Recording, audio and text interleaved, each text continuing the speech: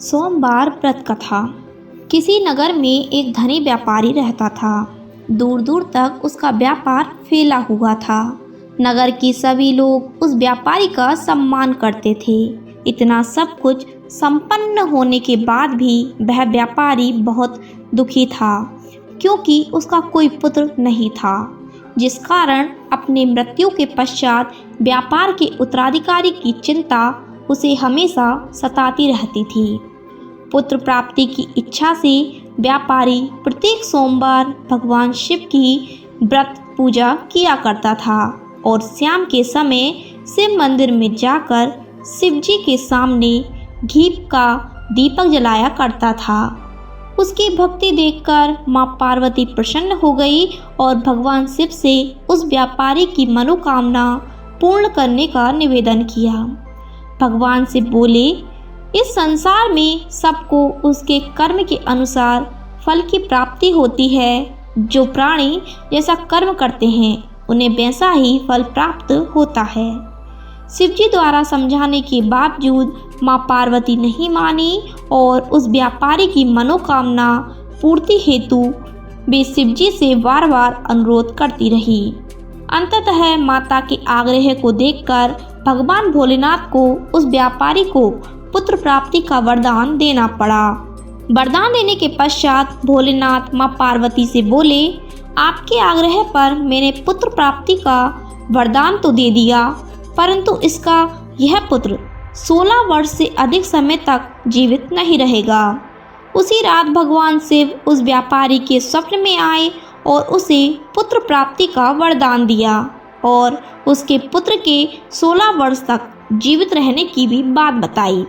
भगवान के वरदान से व्यापारी को खुशी तो हुई, लेकिन पुत्र की अल्पायु की चिंता ने उसे उस खुशी को नष्ट कर दिया।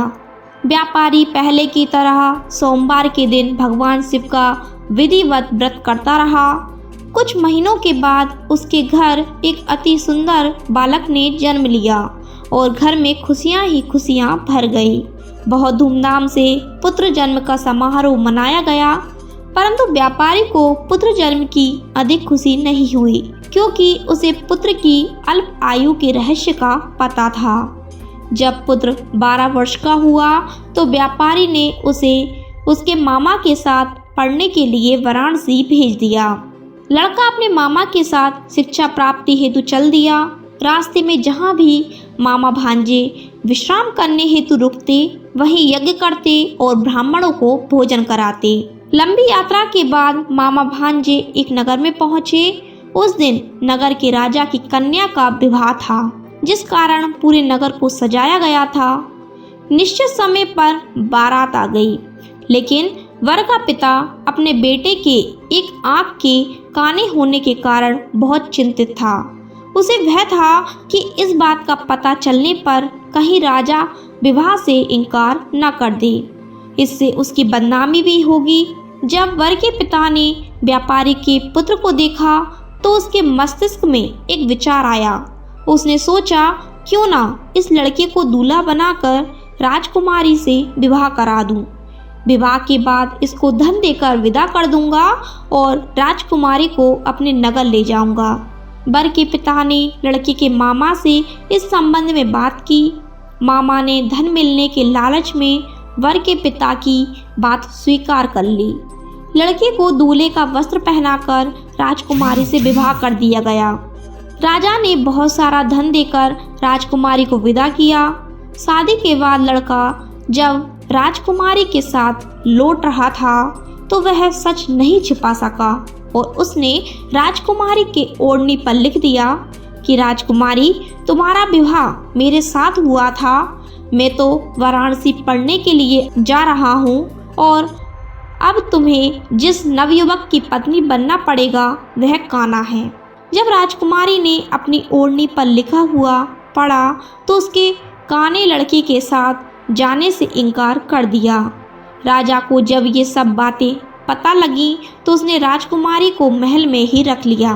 उधर लड़का अपने मामा के साथ वाराणसी पहुंच गया और गुरुकुल में पढ़ना शुरू कर दिया। जब उसकी आयु 16 वर्ष की हुई तो उसने यज्ञ किया। यज्ञ की समाप्ति पर ब्राह्मणों को भोजन कराया और खूब अन्न वस्त्र दान किए। रात को वह अपने शयन कक्ष में सो गया। शिव के वरदान के अनुसार शयनावस्था में ही उसके प्राण पखेरु उड़ गए। सूर्योदय पर मामा मृत भांजे को लेकर देखकर रोने पीटने लगा। आसपास के लोग भी एकत्र होकर दुख प्रकट करने लगे। लड़के के मामा के रोने विलाप करने के स्वर समीप से गुजरते हुए भगवान शिव और माता पार्वती जी ने भी सुने।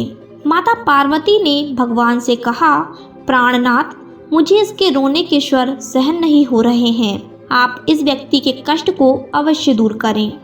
भगवान शिव ने माता पार्वती के साथ अदृश्य रूप में समीप जाकर देखा तो भोलेनाथ माता पार्वती से बोले, यह तो उसी व्यापारी का पुत्र है जिसे मैंने 16 वर्ष की आयु का वरदान दिया था। इसकी आयु पूरी हो गई है। माँ पार्वती ने फिर भगवान शिव से निवेदन कर उस बालक को जीवन देने का आग्रह किया। माता पार्वती के आग्रह पर भगवान शिव ने उस लड़के को जीवित होने का वरदान दिया और कुछ ही पल में वह जीवित होकर उठ बैठा। शिक्षा समाप्त करके लड़का मामा के साथ अपने नगर की ओर चल दिया। दोनों चलते हुए उस नगर में पहुँचे जहाँ उसका विवाह हुआ था। उस नगर में भी यज्ञ का आयोजन किया। समीप से गुजरते हुए नगर के राजा ने यज्ञ का आयोजन देखा और उसने तुरंत ही लड़के और उसके मामा को पहचान लिया। यज्ञ के समाप्त होने पर राजा मामा और लड़के को महल में ले गया और कुछ दिन उन्हें महल में रखकर बहुत सारा धन देकर वस्त्र आदि देकर राजकुमारी के साथ विदा कर दिया। इधर भूखे प्यासे रहकर व्यापारी और उसकी पत्नी बेटे की प्रतीक्षा कर रहे थे। उन्होंने प्रतिज्ञा कर रखी थी कि यदि उन्हें अपने बेटे की मृत्यु का समाचार मिला तो दोनों अपने प्राण त्याग देंगे। परंतु जैसे ही उसने बेटे के जीवित वापस लौटने का समाचार सुना तो वह बहुत प्रसन्न हुआ। वह अपनी पत्नी और मित्रों के साथ नगर के द्वार पर पहुंच गया। अपने बेटे की विवाह का समाचार सुनकर पुत्रवधू राजकुमारी को देखकर उसकी खुशी का ठिकाना न रहा। उसी रात भगवान शिव ने व्यापारी के स्वप्न में आकर कहा कि हे श्रेष्ठी, मैंने तेरे सोमवार के व्रत करने और व्रत कथा सुनने से प्रसन्न होकर तेरे पुत्र को लंबी आयु प्रदान की है। पुत्र की लंबी आयु जानकर व्यापारी बहुत प्रसन्न हो गया। शिव भक्त होने तथा सोमवार का व्रत करने से व्यापारी की सभी मनोकामनाएं पूर्ण हुई। इसी प्रकार जो भक्त सोमवार का विधिवत व्रत करते हैं और व्रत कथा सुनते हैं, उनकी सभी इच्छाएं पूरी होती है।